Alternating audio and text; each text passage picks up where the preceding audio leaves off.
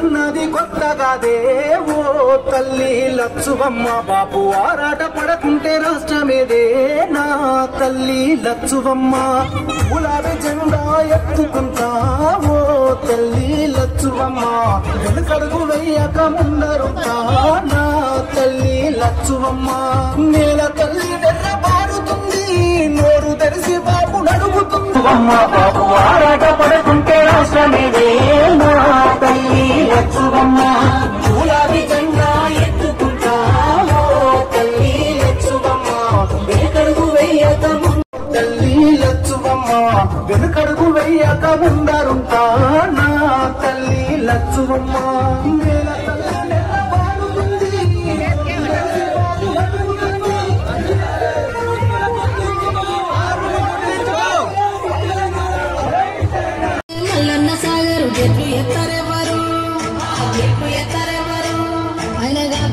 మంచి చెడ్డలు చూసే ఇంటి పెద్ద ఎవరు మన ఇంటి పెద్ద ఎవరు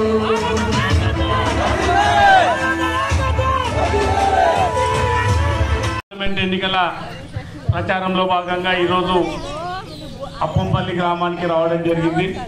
స్వాగతం పలికిన మా ఆడబిడ్డలందరికీ గ్రామస్తులందరికీ వేదిక మీద ఉన్నటువంటి ముఖ్య నాయకులు అదేవిధంగా మండలంకి వచ్చిన ముఖ్య నాయకులు ఒక అబద్ధాన్ని 10 సార్లు చెప్తే అది నిజమవుతుంది అన్నట్లు అబద్ధాలు చెప్పుకుంటూ పోతా ఉన్నారు.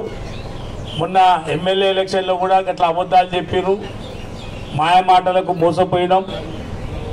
నిజంగా ఈ గ్రామం పెద్ద ఎత్తున 2 సార్లు మెజారిటీ ఇచ్చినది, కానీ మొన్న జరిగిన ఎలక్షన్లో ఒక 100 ఓట్ల మెజారిటీ ఇచ్చినది.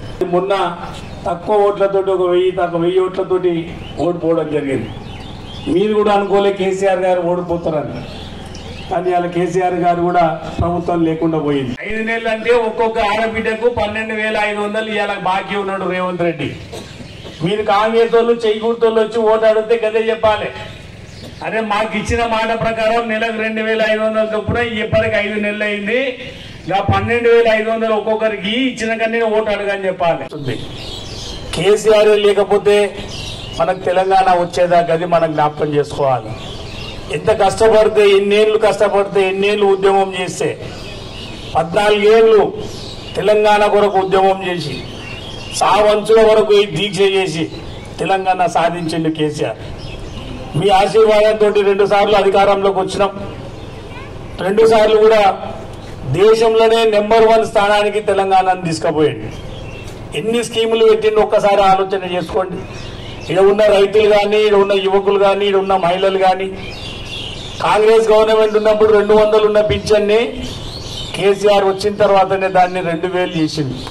మర్చిపోయారు అప్పుడే 2 టర్మ్లకే 200ది 2,000 అయింది. ఆ 2,000 వాడు వచ్చి 4,000 చేస్తానేసరికి మర్చిపోయారు.